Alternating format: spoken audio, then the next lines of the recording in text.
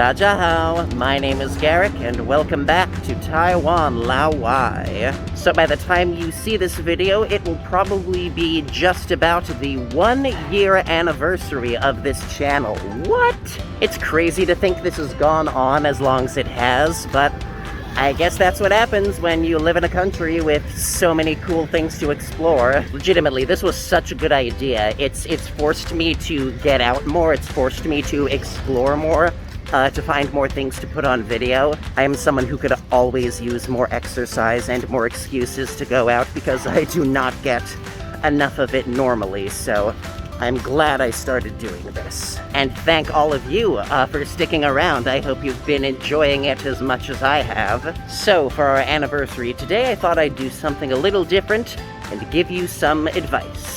After all, I've been living in Taiwan for 1.5 years. You'd think it would have picked up some good ideas. So this is my 10 big pieces of advice for anyone who wants to come and live in Taiwan. I mean, a lot of these will probably work if you just want to visit as well, so yeah. But yeah, these are 10 things that I have come to learn from spending so much time here that I think will be useful to you if you ever want to come here as well. Starting with number 1, get an Easy Card. This is like a special bank card that connects directly to your account.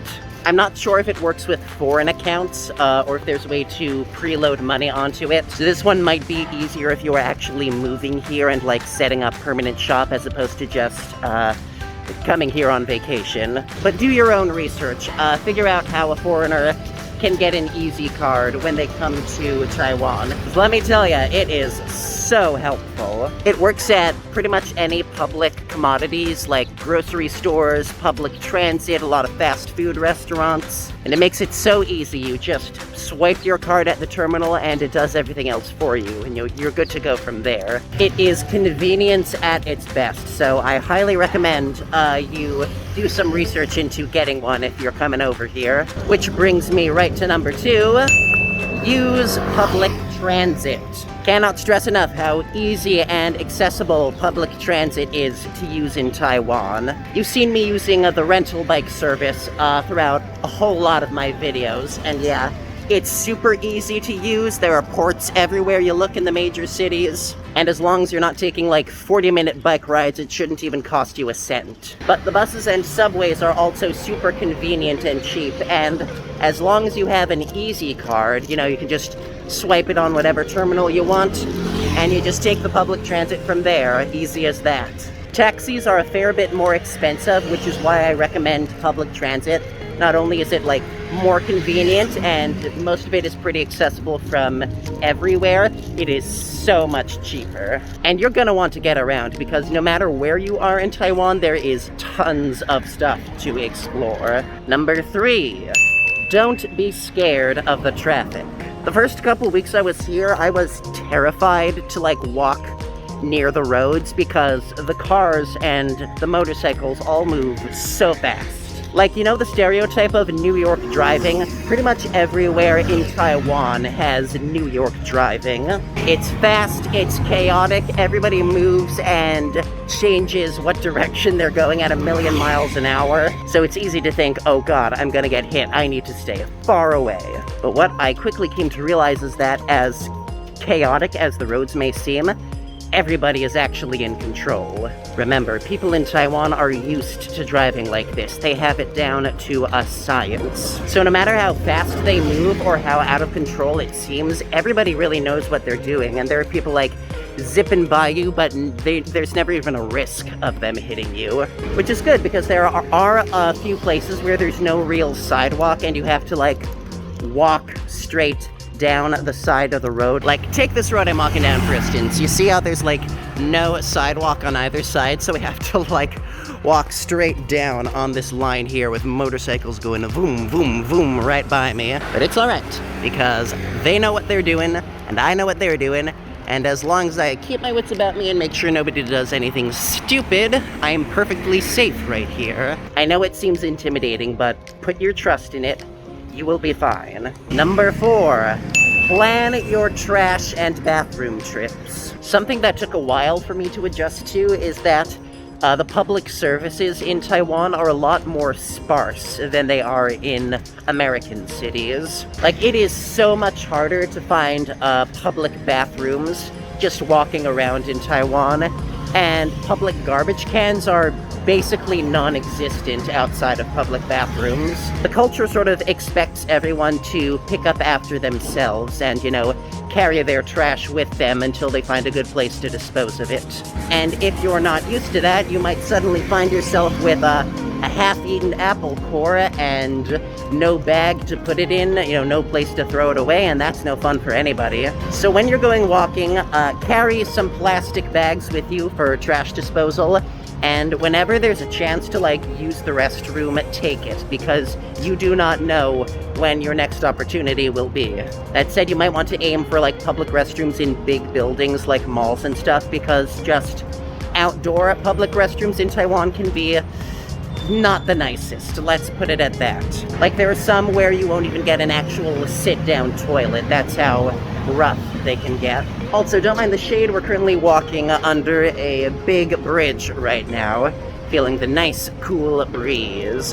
Number 5, check out the markets. I've noticed my night market videos tend to be the most popular videos on this channel, and I totally understand why. They are frickin' awesome. There is nothing like going to a night market and just walking up and down the stalls, seeing what looks good, grabbing things on a whim. It is such a beautiful eating experience. It's like, I don't even know what to compare it to. So do some research on, like, local night markets in your area.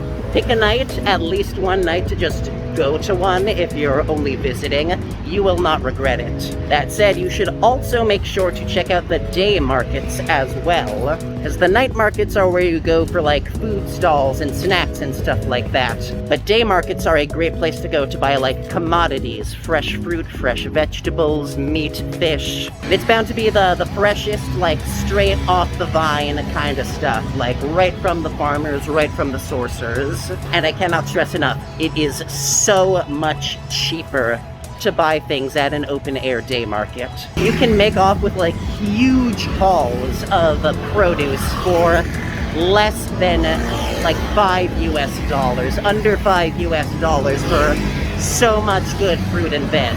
And I know for a fact you're gonna want to try out all the interesting new fruits that only show up in Taiwan or other Southeast countries that you can't really get as easily in the West. So yes, check out the night markets, but definitely check out the day markets as well. They are both essential parts of the Taiwan experience. Number 6, bring your umbrella at all times. Taiwan is a small tropical island right along the same latitude as Florida. And as you might expect, it gets pretty humid and it gets pretty rainy. The forecast is usually fairly reliable at warning you when there's rain coming, but it does have its off moments. If you've been watching my video series from my vacation in the summer of 2023, you will know you cannot always trust it. And nothing ruins a vacation faster than being caught outside in the rain with no way to escape it. So whenever you go outside, even if the sky is clear as can be, bring an umbrella just in case, because you never know. Consider it as essential as your wallet and your keys and your cell phone, because it is. Number 7, check out some temples. Taiwan is packed to bursting with so many cool temples, with so much cool architecture and history. Excuse me, motorcycles, I'm trying to film a video here. There's really nothing like wandering around a big temple, seeing all the artwork and architecture, and just soaking in the atmosphere. It's a very meditative experience. Even if you're not really spiritual at all like I am, it's just a really good thing to do, to decompress, to breathe, to soak in the moment, and sort of let off some stress by relaxing, you know? There are big temples all over the place in Taiwan. You never have to look too far to find one. So do a little research on Google Maps, find which temples are closest to your location, pick a day to give one a visit. That said, do be respectful, because people do go and worship at these temples. You know, most of them are not historical sites of interest. They are still active sites of worship. And you don't have to pay to go in, you don't have to like sign any papers, everybody can just walk in, do whatever. But if you're going there to sightsee, be as unobtrusive as possible, give, you know, the locals plenty of space, don't be an asshole. Basically just keep your voice down, stay out of everyone's way, you know, be respectful, and you should be fine. Number 8. Go hiking at least once. Just as you never have to look too far to find temples in Taiwan, you never have to look too far to find mountains. Like, I live smack dab in the middle of one of the big cities in Taiwan, and I only have to hop on a U-bike 25 minutes, and I'm at a mountain, and like a really sizable mountain that you can hike up. There are tons of different mountain trails, there are tons of different mountains. Pretty much every mountain has like some sort of trail you can follow, from what I've gathered. Some obviously are more intense than others. Some are like a hike, and some are just like a pleasant stroll up the mountain slope. So do your research, figure out what mountains are close by, what hiking trails are best for you. But really, my advice is to just pick a place that looks interesting, go there, and see what happens. I find that over-planning does not always suit you well in Taiwan.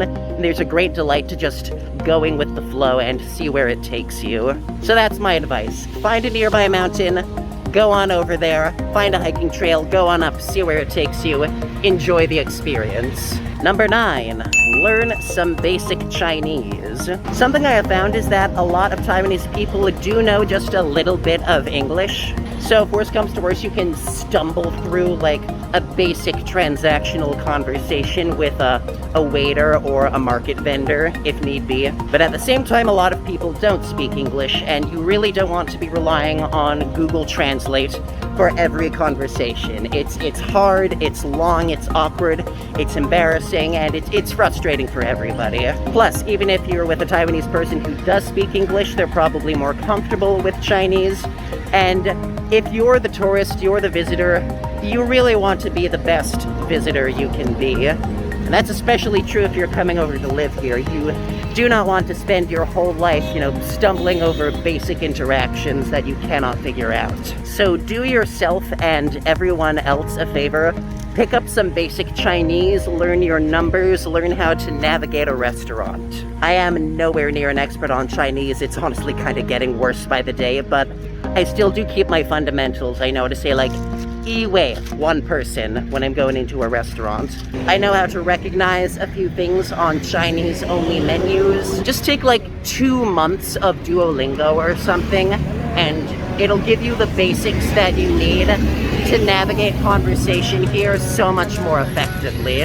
Obviously, it's no replacement for actually learning Chinese, but it'll give you a starting point, and that is really what you need the most. Finally, at number 10, and this is specific to the people who are coming to live in Taiwan, it will become normal. When you first come to Taiwan, everything is exciting, everything is new, everything is an adventure. It's you just want to go out, you want to see everything, you want to do everything. Even going down to the convenience store for a snack is like a little slice of something new. But as time goes on, and you spend weeks here, and then the weeks turn into months, and the months turn into years, and all those exciting and new experiences and cool new sights will become normal.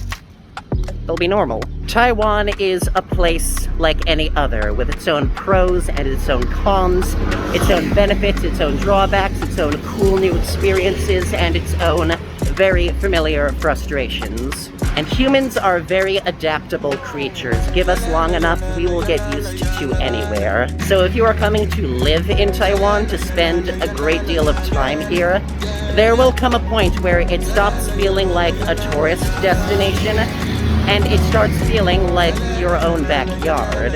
And all the things that excited you so much at the beginning will be commonplace. And it'll feel no more foreign or unusual than taking a walk in your own hometown.